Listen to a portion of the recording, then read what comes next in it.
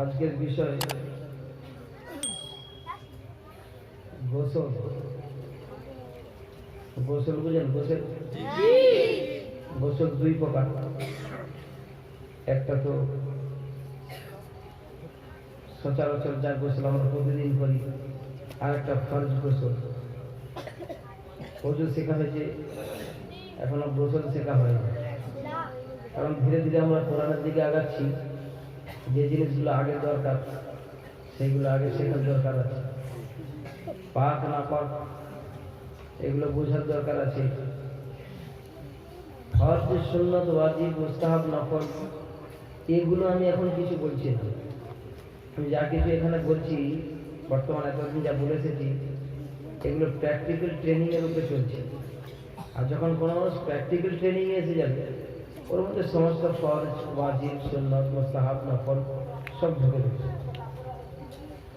কোনো জিনিস প্র্যাকটিক্যাল আমল করার একটা গুণ মর্যাদা আলাদা। আর প্র্যাকটিক্যাল না করে অনেক শিখেছেন, অনেক পড়েছেন, প্র্যাকটিক্যাল আমলে নাই, ওরকম শেখার কোনো দামও নাই। ঠিক কি না? পৃথিবীর যত জিনিস আল্লাহ সৃষ্টি করেছেন সবের একটা নাম দিয়েছেন। ঠিক না? যার নাম আছে তার একটা কাম আছে, যার কাম আছে তার একটা দাম আছে। এমন কোনো জিনিস নেই যে কারোর নাম নাই, এরকম কিছু নেই। ঠিক না? নাম আছে, যার নাম আছে তার একটা কাম আছে, যার কাম আছে তার একটা দাম আছে। যখন কাম ছেড়ে দেবে দাম কমে যাবে, দাম যখন কমে যাবে নামটাই একদিন মিটে যাবে। প্রতিটা প্রাণী কুলের একটা কাম আছে, সকলের কাম আছে। আমাদের কাম কি? আমাদের কাম আল্লাহর ইবাদত বন্দেগী করা, আর 10-12টা বাচ্চা পয়দা করা, সংসার অনেক বড় করা, পাশের প্রতিবেশী যেন ঝামেলা না করতে পারে তার জন্য একটা অনেকগুলো ছেলেগুলো তৈরি রেখে রাখা, এটা আমাদের কাজ। তাই তো না? কি বল না? আমাদের কাজ রাস্তা ধারে জায়গা কিনে নেব, ভবিষ্যতে আমার ছেলেপুলেরা কিছু করবে। আমাদের কাজ কি? আমাদের কাজ এই বান্দার বন্দেগী করা। সেই যাবে তুমি বন্দেগী করে যাও, বাদ বাকি যা দেওয়ার তো আমি দেবো। তোমাকে কিছু ভাবতে হবে না, তুমি খালি আমার গোলামিতে করো, বাদ বাকি কাজ আমার উপর ছেড়ে দাও। আমি সব কিছু তোমার জন্য। দুনিয়া এবং আখিরাতের জন্য সমস্ত কামিয়াবি লুকিয়ে রয়েছে আমার বন্দেগীর মধ্যে। কার? মহান আল্লাহর বন্দেগীর মধ্যে সমস্ত কামিয়াব লুকিয়ে রয়েছে। আজকে আমাদের গোসলের ট্রেনিং হবে ইনশাআল্লাহ। গোসল কেমন করতে হয় না, আমরা যেভাবে সচরাচর গোসল করি, যে গরম দিনে একটু বেশি সাঁতার কাটি, ঠান্ডার দিনে পুকুর নামতে চায় না, একদিন ছাড়া একদিন গোসল। আমাদের একটা বিহারি বন্ধু ছিল, আমাদেরকে বলতো, তুম সালে বাঙালি আজ নহাতে হো ফির কাল নহাতে হো, আর হাম বিহারি জুমে কে জুমে জুমে কে জুমে জুমে কে জুমে। ও জুম্মা জুম্মা গোসল করে, আর আমরা বাঙালি আমাদের আজ নহাতেও ফির কাল নহাতেও, এটা অনেক দিন পরে। বুঝলেন? আর বলছি হাম বিহারিতে জুমে জুমে জুমে জুমে জুমে জুমে, আমরা সপ্তাহে একবার গোসল করে। কিছু লোক আছে আমাদের মাঝে, আছে কিছু। আমার একটা বন্ধু ছিল দিল্লির ঠান্ডাতে সকালবেলা গ্লাসে করে পানি রাখতো, কলকের ব্যবস্থা করে গ্লাসে পানি মানে করে দিয়ে বাস মুখ দেওয়া মানে ঠান্ডাকে এত ভয় করছে, ওই চোখটা দুটো চোখে আমাদের পানি না, আর গ্লাসে পানি হাতে পানি লাগানো যাবে না, এরকম কথা মুখ দেওয়া কমছে। আর সপ্তাহ 2 সপ্তাহ করে একবার গোসল করতো। এরকম লোক আছে করে গাছি করে ঠান্ডা পড়লে সপ্তাহে একবার গোসল করে। আছে এরকম?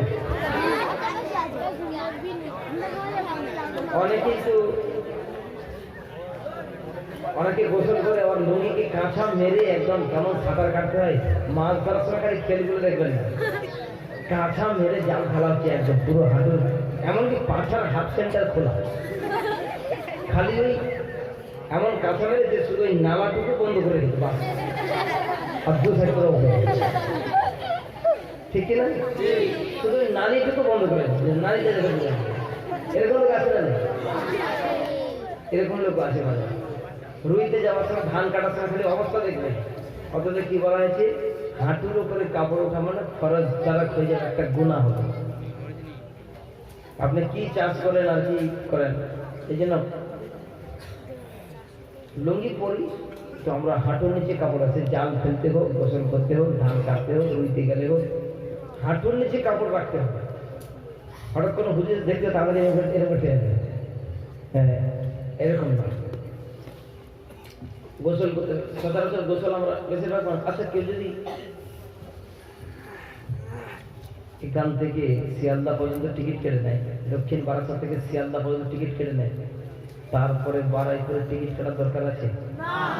পাকসার কাছে টিকিট কাটার দরকার আছে? বালিগঞ্জে টিকিট কাটার দরকার আছে? শিয়ালদা পর্যন্ত টিকিট কেটে নেয়, তাহলে মাঝখানে কোনো টিকিট কাটার দরকার? কত বোকা হলে সে আবার বালিগঞ্জে টিকিট কাটবে, কত বোকা হলে সে আবার বারিপুরে টিকিট কাটবে, ঠিক না? শিয়ালদা পর্যন্ত টিকিট কাটবে, পরে মাঝখানে টিকিট কাটার দরকার? কিছু মানুষ আমাদের সমাজে আছে, গোসল টোসল সব কমপ্লিট করে নিয়ে লাস্টে বসে আছে না? নাই, গোসল সব কমপ্লিট, লুঙ্গি সব পরেও নিয়েছে, পরে নিয়ে এবারে বসে পড়ছে, শিয়ালদা টিকিট কেটে নিয়ে ফের বারাইপুর টিকিট কাটবে। আরে পুরো গোসল হয়ে গেল মানে সব হয়েই গেল, আর বাকিটা থাকলো কি? অজুর কয়েকটা অঙ্গ ধৌত করার নাম অজু, আপনি যদি সবগুলো ধৌত করে ফেলছেন আর বাকি থাকলোটা কি? আবার অজু কিসের, কি কারণে অজু করছেন? অজু যদি করা হয় তো সুন্নত তরিকা হলো প্রথমে অজু করো তারপরে গোসল করো। আর কিছু মানুষ আছে সব গোসল করে পানি টানি মেরে দিয়ে লাস্টে অজু করে নিল, একটু অজু করলে আবার তোমার পানি লাস্টে আছে না? না,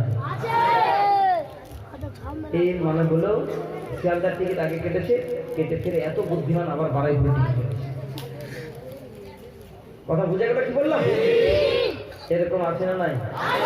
গোসল করার পরে যারা উজু করো তারা হাত তোলো, কোরআন না মিথ্যে কথা বলবে না, শিক্ষা নির্দেশ হাত তোলো, শিক্ষানের বিষয় তো এগুলো শিখানো কিন্তু হাত তোলো। এরা গোসল করার পরে উজু করে, আহা কত বছর বয়সের মানুষগুলো হাত, কত দুঃখজনক কথা। অজুটা শোনো, অজুটা তো ছোট জিনিস আর গোসলটা বড় জিনিস, শুনছেন? যখন গোসল হয়ে যাবে তারপরে আর কোনো অজুর চক্কর নেই, আর করার দরকার নাই, বা করবেনটা আমি কেন? গোসলের সাথে যে অজু হয়ে গেছে সেই অবস্থায় নামাজ পড়বেন। কিছু লোককে আবার এরকমও দেখা যায়, গোসলে অজু করেছিল তারপর গোসল করেছে, পরে কাপড় চোপড় পরে আবার নামাজ পড়েছে, তার জন্য আবার আলাদা অজু করতে। ঠিক ওই কেস, শিয়ালদার টিকিট কাটার পরে ফের আবার বারাইপুর টিকিট কেটেছে। গোসল যখন কমপ্লিট হয়ে যাবে আর অজু করে দরকার নেই। আর ওই গোসলের অজুটা বড় অজু, ওই অজুতে নামাজ পড়লে বেশি স্বভাব। কথা বুঝে আসলো? জমা দিনে কেটে যায়, গোসল সব করে রেডি করে কমপ্লিট হয়েছে, কাপড় চোপড় পরে নিয়ে জমা পড়তে আবার অজু করতেছে। ওদের প্রতিটা জিনিস শিক্ষণীয় বিষয়টা শিখতে হবে, নিজে হ্যাঁকাটি করে চালালে চলবে না। তাহলে প্রথমে উজু পরে গোসল, গোসল করতে নেমেছেন আগে উজু করে নেবেন। গোসল উজুতে কেন হবে? 3 বার মুখ ভরে কুল্লি করে 3 বার নাকে পানি পৌঁছানো, বাস উজু হয়ে গেল। ওর কোনো হাত ধোয়া নেই, মাথা মোছা নেই, পা ধোয়া নেই, কিছু নেই। কারণ 3 নম্বরে তো আসবে মাথা থেকে পা পর্যন্ত সম্পূর্ণ পানিতে ধুতে পারে। ওটা হচ্ছে বড় অজু। গোসলের যে অজুটা ওটা অনেক বড় দরকার অজু, ওই অজুতে নামাজ পড়লে সব বেশি। কথা বুঝে গেল? এখন সব বেশিও যদি না হয়, মেনে নিলাম বেশি হবে, তাহলে ওটা হচ্ছে বড় পর্যায়ের জিনিস। আবার যদি অজু করেন তাহলে ওই গোসলের অজুটাকে ছোট মনে করা হলো, ওটা ছোট, এই যে অজুগুলো এটা বড়, এটা মনে করা হয়। এখানকার মশাগুলো সব মাধ্যমিক পাস।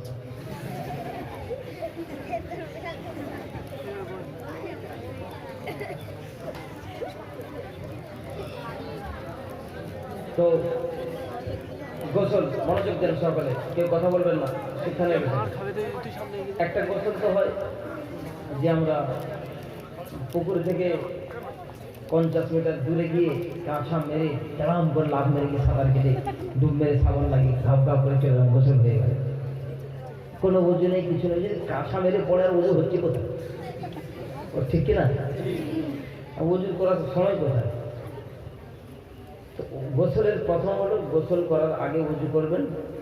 গোসলের উজুটা কেমন? 3 বার মুখ ধরে কুল্লি করা, 3 বার নাকের ভেতর পানি দিয়ে খিলাল করা। এটা সাধারণ গোসল আমরা যেভাবে করি। গোসলের সময় খেয়াল রাখতে হবে যে কাপড় যেন ঠিকঠাক থাকে।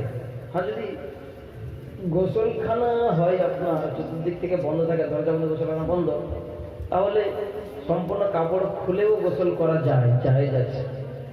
কিন্তু তাকওয়ার খেলাফ, কেউ যদি পরিপূর্ণ সুন্নতের উপরে চলে তাকওয়া, তাহলে তার দ্বারা ঠিক না।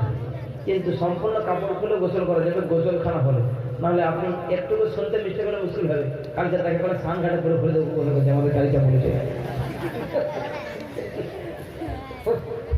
সব ঝড় আমার উপরে আসে, কালিকা বলেছে সব খুলে করতে করবেন নাকি? সুন্নতের আদব হলো কাপড় পরিধান করে গোসল করা। শুনছেন? সাধারণ গোসল তো আগে বলবো, পরে গোসল। এবারে নাপাকি গোসল, ফরজ গোসল যাকে বলা হয়। ফরজ গোসলে কি হয়, আমাদের ভুলগুলো কি হয় দেখুন। আপনি যখন সকালে উঠলেন, ফজরের সময় গোসল করবেন, এখন উঠেই যে লুঙ্গি পরা সে লুঙ্গি পরে গাপ করে গোসলখানা ঢুকে গেলেন, খুব জোরে সাবান টাবান লেগে গোসল করে কমপ্লিট করে লুঙ্গিটা খুলে আর একটা লুঙ্গি পরলেন। লুঙ্গি পরে ওই লুঙ্গিটাকে পানিতে তুলে 3 বার পাক দিচ্ছে, 3 বার ধুতে করলে পাক। শুনছেন? যেই জায়গায় নাপাক লেগে থাকে কিছুক্ষণ পরে হাওয়া লেগে সেই জায়গাটা শুকিয়ে যায়, খড়খড়ে হয়ে যায়, গায়েও শুকিয়ে যায়। তো পানি পাওয়ার সাথে সাথে ওই জায়গাটা আবার নরম হয়ে যায়। তাহলে ওই লুঙ্গিতে ওই মানটা রয়েছে, নরম হয়ে গেল। তাহলে ওই লুঙ্গি যেখানে যেখানে লাগবে সব জায়গায় নাপাক, লুঙ্গি নাপাক। গোসল করার পরে যখন আপনি কাপড় খুলে দিয়ে ওই কাপড়টাকে 3 বার পাক করেছিলেন, এর মানেটা কি? তাহলে কাপড়টা নাপাক। এর মানেটা কি? কাপড়টা না 3 বার ধুয়ে পাক করছেন আপনি। তাহলে ওই কাপড়টা এতক্ষণ ছিল কোথায়? গায়ে ছিল। তাহলে গাটাও এখনো নাপাক আছে, ওর তো 3 বার, বুঝলেন? ওকে আবার 3 বার আষাঢ় মেরে পুকুরে দিয়ে ওই করতে হবে না? কিছু বলে আপনার শরীরে যে লুঙ্গিটা ছিল গোসলের পরে আপনি ওকে 3 বার পাক দিচ্ছেন, ধুইছেন, ওই লুঙ্গিটা এতক্ষণ ছিল কোথায়? গায়ে তো। তাহলে কি করতে হবে? তাহলে যার গায়ে ছিল 2 জন লোককে পাড়ার লোকের ধরে ধরে ওকে সামনে 3 বার আষাঢ় মেরে ঘোরা, ঠিক না? মুসলমান কবে বুঝবে? তাহলে ও তো নিজে নাপাক আছে, লুঙ্গি পাক করতে যেত, নিজে এখনো নাপাক আছে। কোন জায়গায় এসে ফের নাই? ফরজ গোসলের কর্তব্য কি? যেই কাপড় পরিধান করে আপনি শুয়েছিলেন সর্বপ্রথম উঠে ওই কাপড়টা খুলে ফেলুন, আলাদা আর একটা কাপড় পরুন। শুনছেন? ও কাপড়টা খুলে ফেলুন, আলাদা সাইড রাখুন, আলাদা আর একটা লুঙ্গি পরুন। পরলেন, প্রথমে ইস্তেঞ্জা করুন, পেশাব করুন। পেশাবের স্থানগুলো সাবান দিয়ে ভালো করে ধৌত করুন। ধৌত করার পরে এবারে গোসলের জন্য রেডি হন। কোন কোন জায়গায় নাপাক লেগেছে সেগুলো সন্দেহ থাকলে সেই জায়গাগুলো সাবান দিয়ে ধৌত করুন। ধৌত করার পরে প্রথমে ওযু করুন, 3 বার মুখ ভরে কুল্লি করা, আর জিভটা দোয়া, আগে তো বলেছেন দোয়াতে খেয়াল করা, আর উপরে তালুটা এই বুড়া আঙুলে আঙুলে একদম খেয়াল করা বলেছিলাম আমাদের। তার 3 বার মুখ ভরে, মুখে দুটো গালের মধ্যে যতটা পানি এসে যায় মুখ ভরে 3 বার কুল্লি করা, আর নাকের নরম অংশ পর্যন্ত পানি পৌঁছানো, 2 আঙুল দিয়ে খেয়াল করা। তারপরে মাথা থেকে নিয়ে পায়ের গোড়া আঙুল, কোল ভাগ, বগল এগুলো ঘষে ঘষে ধোয়া। গায়ের একটা পশম যেন শুকনো না থাকে, তাহলে গোসলের আদায় হবে না, গোসলটাই হবে না, গোসলটাই হবে না। তাহলে যেই কাপড় পরিধান করেছেন ওই কাপড়ে গোসল করা চলবে না, ও কাপড় খুলে ফেলতে হবে। ও দিনের বেলা অন্য সময় দেওয়া, ওই সময় ধুতে হবে, কোনো জোর নেই। আলাদা এক জায়গায় সাইড করে ফেলে দেন, কোনো গামলার মধ্যে কোনো জায়গায় রেখে দেন, ওই কাপড় দিনের বেলা অন্য সময় ধোয়া হবে। আর যেই আরেকটা লুঙ্গি পরে আগে স্টেঞ্জা করুন, পেশাবের দাঁড়গুলো ভালো করে সাবান দিয়ে ধৌত করুন। আচ্ছা শোনেন, বাথরুমের মধ্যে সবসময় একটা সাবানদানি থাকবে। পায়খানা করার পরে 2 হাত সাবান দিয়ে কবজি পর্যন্ত ধৌত করবে। দয়ার রসুল 1500 বছর আগে ঘোষণা দিলেন। এখনকার ডাক্তাররা বলছেন এই সাবান দিয়ে ধুইলে ওর মধ্যে কয়েক লাখ জীবাণু থাকে, ওই সাবান দিয়ে ধৌত করলে ওই পায়খানা জীবাণুটা হাতে থাকে না। যারা সাবান দিয়ে ধৌত করবে না সারা জীবন পেটের বিমারি থাকবে, আমাশা থাকবে, আর যত রকমের পেটের গ্যাস সব থাকবে। তাই বাথরুমের ভেতরে, প্রতিটা বাথরুমের ভেতরে সাবানদানি থাকা দরকার। এখন তো কত সুন্দর সেটা যে হ্যান্ড ওয়াশ হয়ে গেছে, হ্যান্ড ওয়াশ একটা রেখে দিলে খোঁজ করে টিপলে বেরিয়ে গেলে হাত সুন্দর করে ধৌত করে নেবে। এই কাজটা যেন অনর্গল হওয়া চাই। এটা একটা 2 হাত পরিষ্কার করে ধৌত করা একটা মহাশূন্য। প্রতিটা বাথরুমের ভেতরে সাবানদানি থাকা চাইবে, ইনশাআল্লাহ কখনো পেটের বিমার হবে না। যারা আমার সাথে কষ্ট করছেন, কষ্ট পাচ্ছেন, অনেক হাঁকবো মনে করে মাত্র 10 গ্রাম 25 গ্রাম হাঁকছেন 1 ঘন্টা পরে, যারা পেরেশান আছেন তারা খালি এই কয়েকটা জিনিস একটু আমল করুন, ইনশাআল্লাহ আপনার পেটের বিমার থাকবে না, ইনশাআল্লাহ কোনো ডাক্তার লাগবে না। তো স্টেঞ্জা করার পরে স্টেঞ্জের জায়গাগুলো ভালো করে, এই বাচ্চারা চিৎকার করছে, কথা বলছে বাইরে, ভলেন্টিয়াররা কোথায়? ভলেন্টিয়ার আমাদের কোথায়? এই বাচ্চাগুলো বাইরে চিৎকার করছে।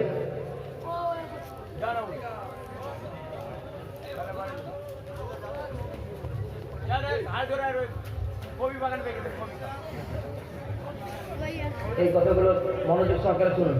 তাহলে নাপাকি যখন ধৌত হয়ে যাবে, ধৌত হয়ে যাওয়ার পরে সর্বপ্রথম আপনি ওযু করবেন। শুনছেন? ওযু করার পরে মাথা থেকে পা পর্যন্ত সমস্ত পশমের গোড়া জোড়া ভিজে যায় এতটা পানি ঢালতে হবে। আর যখন আপনি রাত্রেবেলা ঘুম থেকে উঠেন ফজরের আগে আগে গোসল করতে হবে, ফজরের নামাজ যেন কাজা না হয়ে যায়, এই ভয়ে করতে হবে যে মৌত না এসে যায়। ওই হালতে যদি মৌত এসে যায় তাম পৃথিবীর সব গোসল করালেও আপনি পাক ও পবিত্র হতে পারবেন না। ওই অবস্থায় আপনাকে দাফনানো হবে, আপনার কবরটা দুর্গন্ধময় হবে। শুনছেন? তাই সবসময় মৌতের তরফ থাকবে যে এই হালতে মৌত না এসে যায়। নামাজের সময়ের আগে আগে, নামাজের ওয়াক্ত আসার আগে আগে আমরা ভারী হয়ে যাব, তারপরে নামাজ আদায় করবো। এখানে আমাদের যুবক পাড়ায় সকাল 8টার সময় উঠে এখন বাপের বেটা তারপরে গোসল করবে। 8টা 9টা 10টা অনেক কিছু করেই না, ওদের কাজ কাম করছে, দুপুরবেলা গোসল করছে, যা হবে দুপুরবেলা দেখা যাবে, কোনো অসুবিধা নেই। আমার বাপের বেটা আমাদের একটা ধ্বংস মর্যাদা, আমরা সবসময় গোসল করি না, ঠিক কিনা? হ্যাঁ, ওর বউ বললেও শোনে না, বউ উঠাই না, ঘুম তখন ফেরেশতারা বলে তোর বউকে জান্নাতে পাঠাবো, তোকে আগে ফিরবো তারপরে পাঠাবো। তাহলে যদি স্বামী স্ত্রীর মধ্যে একজনকে জান্নাতে দেয় না, ধর কোনো স্বামী কি জান্নাতের টিকিট দিয়েছে স্ত্রী জাহান্নামে, বা স্ত্রীকে দিয়েছে স্বামী জাহান্নামে, তো টিকিট হাতে নিয়ে বলবে পরিষ্কার করতে সিঙ্গেল টিকিট, বলে হ্যাঁ সিঙ্গেল। কেন? আমরা তো জোড়া ছিলাম, দুনিয়াতে জোড়া ছিল, বলে থাকলে কি হবে, সে সেরকম কাজ করে না, সে ওই জাহান্নাম চলে গেছে, তোমার সিঙ্গেল টিকিট তুমি জান্নাতে চলে যাবে। তো লোকটি বলবে এই টিকিট ফেরত না, টিকিট কি করবে? তুমি ফেরত দাও। ফেরত কেন? বলে দুনিয়াতে জোড়া ছিলাম, এখানে সিঙ্গেল দরকার নেই টিকিট, আল্লাহ টিকিট আল্লাহকে ফেরত দিয়ে দেবে। হয়েছিল আল্লাহ এই কি হ্যাঁটা দেবো, জান্নাতের টিকিট ফেরত দিচ্ছে। আল্লাহ জান্নাতের টিকিট ফেরত দিচ্ছে বলে জি। কেন? সারা জীবন যার সঙ্গে জড়িয়েছিলাম, সঙ্গে ছিল, দুনিয়াতে সারা জীবন তার সাথে কাটিয়েছি, আর আমি সিঙ্গেল কি করে যাবো? বলে তুমি যাও, তোমার জন্য অনেক ভোর হেলমা ওখানে রাখা আছে। বলে ও পরের কথা, অত ফালতু অফার পরের কথা, অরিজিনাল পিস আমার অরিজিনাল পিস না থাকলে ওরকম অফারের দরকার নেই। অরিজিনাল পিসের সঙ্গে অফার দাও, ঠিক আছে, ঠিক না? আর তা নাহলে তোমার টিকিট ফেরত দাও, তাকে যেখানে রেখেছে আমাকে ওইখানে পাঠিয়ে দাও।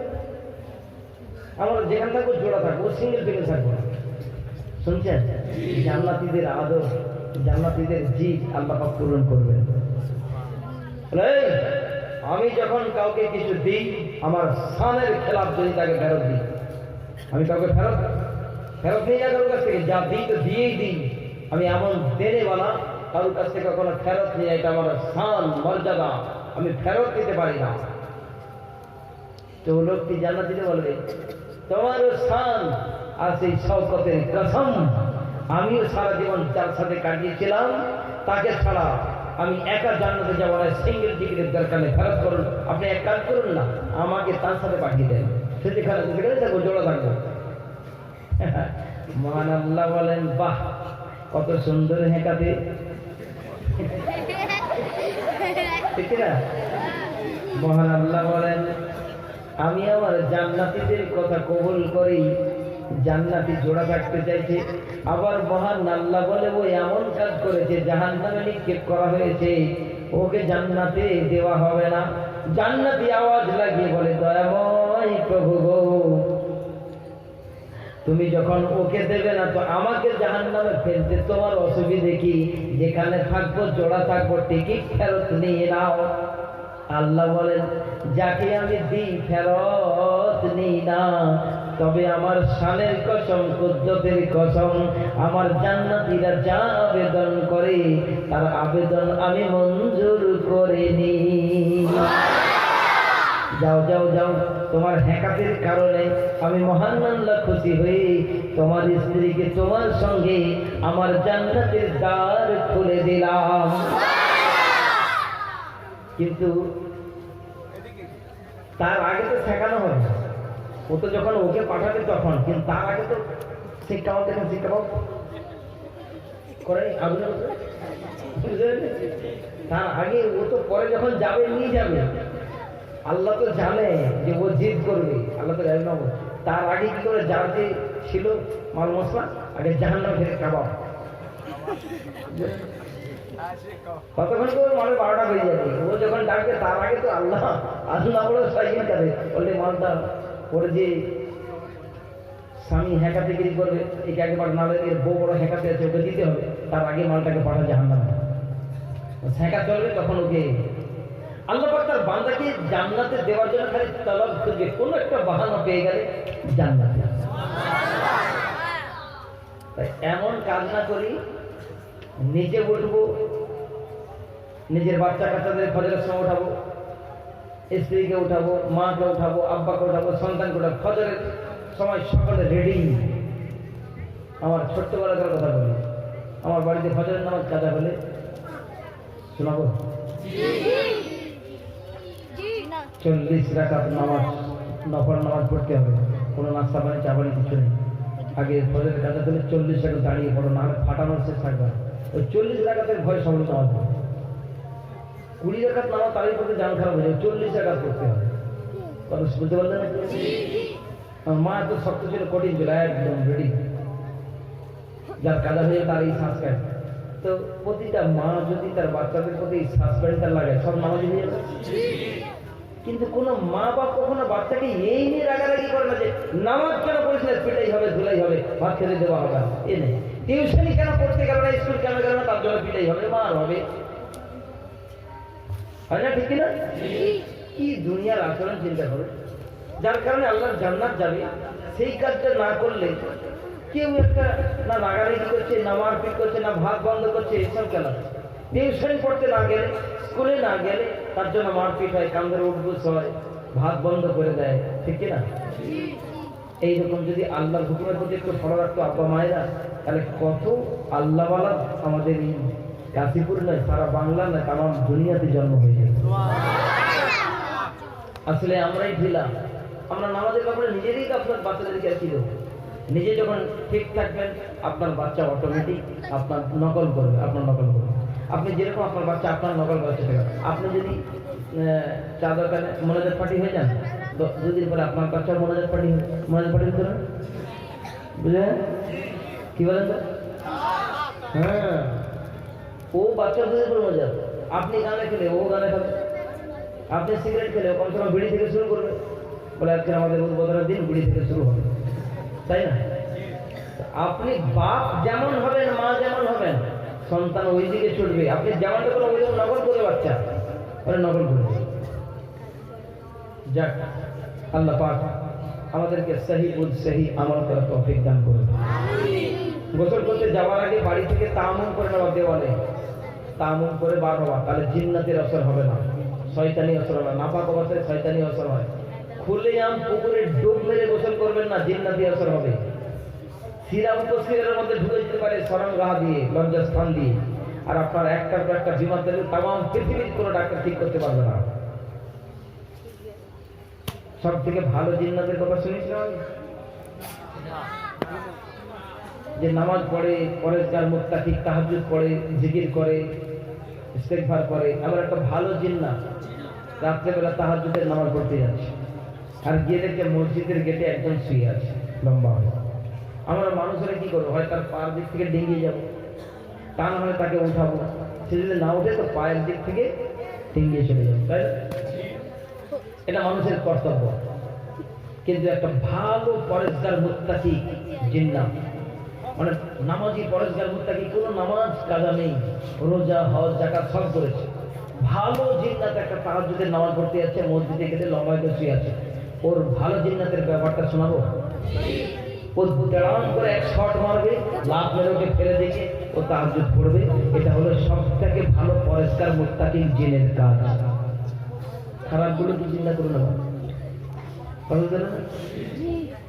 নামাজি পরেশগার মুত্তাকি ভালো জিনের ব্যবহার, এইটা এটা সব থেকে ভালো জিনের ব্যবহার।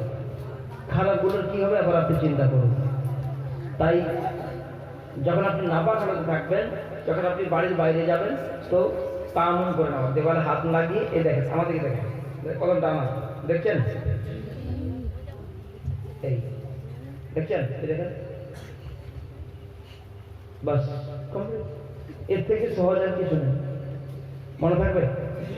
তায়াম্মুম করে বার হলে আপনি ওযুর মধ্যে গণ্য হয়ে গেল, তাহলে শয়তান আপনার চক্রান্ত করতে পারবে না, বুঝতে পারলেন? আর ইস্তেঞ্জার ভেতরে যখন, বাথরুমের ভেতরে যখন ঢুকবেন, আল্লাহুম্মা আউযু বিকা, আল্লাহুম্মা ইন্নী আউযু বিকা মিনাল খুবসি ওয়াল খাওয়াইস। আমি ভুলে যাচ্ছি, আমার বেটা মনে করে দিচ্ছি। বুঝলেন? প্রতিদিন সময় তার মা তাদেরকে শেখায় একটা একটা দোয়া, ছোট্ট ভাই যখন মুখ খুলে ওর মা একটা একটা করে শেখায়। ও বিছানা এখন সবাই এখন নুরানি কায়দা পড়ছে, এইবারে নিয়ে এসে ভর্তি করা হয়েছে। এখন সবাই স্কুল থেকে এলো, কারণ এগুলো আগে থেকে সব প্র্যাকটিস করে দিচ্ছে তার মা। আমি আজকে গেছি, ও বলছি, ও বলে দিল। তো যেমনটি হবে মা বাপ, ও সন্তান অটোমেটিক সেগুলো নকল করবে। খুব ছোটবেলা তখন কথা বলতে সবাই শুরু করেছে, আমি দাঁড়িয়েছি, আমার পাশে দাঁড়িয়ে বলে বলছে, নামাজে দাঁড়িয়ে তুমিও তো ঠোঁট হিলাও, আমিও তো ঠোঁট হিলাই, দাদিও ঠোঁট হিলাই, তার মানে আমাদের ঠোঁট হিলাতে আমি ঠোঁট হিলাচ্ছি। বুঝতে পারলেন? মা বাপ যেমন করে বাচ্চা ওই রকম নকল করবে, আপনার মতো নকল করবে। তাহলে দুটো বিষয় শিখে গেল। নাম্বার 1, মৌতের ভয় থাকতে হবে, নামাজের ওয়াক্ত আসার আগে আগে গোসল করতে হবে। গোসল করার সময় যেই কাপড় পরিধান করেছেন ওই কাপড় খুলে ফেলতে হবে, অন্য একটা কাপড় পরিধান করতে হবে। শুনছেন? বলছি এত টেনশন, তারা কাপড় পরেই শুভ না। হ্যাঁ,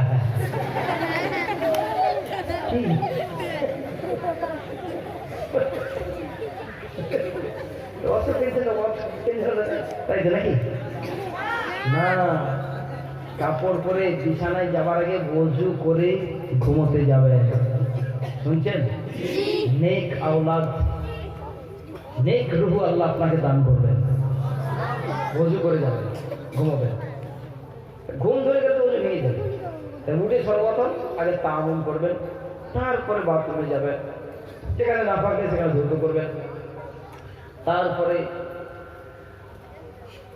মুখ ভরা করলেই নাকের নরম মাংস পর্যন্ত পানি পড়ছে না, একটু ভিতর বন্ধ দেবেন, তারপরে সম্পূর্ণ মাথা থেকে পায়ের গোড়া আঙুল পর্যন্ত সম্পূর্ণ জায়গা সুন্দররূপে ধৌত করা। যেই সব জায়গাগুলো পানি ফাটতে কোল ভাগে, বগলে, আঙুলের এই খানগুলোতে এরম করে খিলাল করে দেওয়া। শুনছেন? গোসল করবেন, ফজরের আগে রেডি থাকবেন। আর বাড়িতে বাড়ি সেটা থাকবে, কালকে ফজরে কে উঠাবে, কালকে তুমি, কালকে কে উঠাবে, কালকে তুমি, কালকে তুমি, কালকে তুমি, কালকে তুমি। বাড়ি যখন আমার রেডি থাকবে, এক একজন বাড়ি করবে, সকলের একটা টান থাকবে। আজকে তুমি উঠাবে, কালকে ও উঠাবে, কালকে এ উঠাবে, সকলে রেডি থাকবে। এখন তো মোবাইলের জামানা, অ্যালার্ম লাগিয়ে শোবেন, উঠে গেল। যে উঠাবে, যেই প্রথম কাউকে উঠাবে, তার জন্য আল্লাহ পাক বলেন তার সেই দিনকার সাগিরা গুনাহ মাফ। নামাজের জন্য শুধু উঠালে এত লাভ। কারা উঠাবেন? হাত তুলুন, হাত তুলুন। উঠাবেন না আপনার নামাজ দেবে? কারা ভয় হাত তুলতে জানাবেন? কি হবে এবার? নামাজি ঘরের লোক উঠাবো নামাজের জন্য? হাত তোলো। সকলে উঠাবেন ইনশাআল্লাহ? আল্লাহ তুমি সকলকে কবুল করো। নামাজে বাড়িতে করবেন। ছোট বাচ্চারা রেডি থাকবে। ছোট বাচ্চারা কি করবে? আব্বা মাকে কি উঠাবে? ওঠার নামাজের সময় হয়ে গেছে। যে উঠাবে তার জন্য জান্নাতের দ্বার খুলে যাবে। 500 বছর আগে জান্নাতে যাবে যাদেরকে আপনি উঠাবেন প্রতিদিন নামাজের জন্য, তাদের 500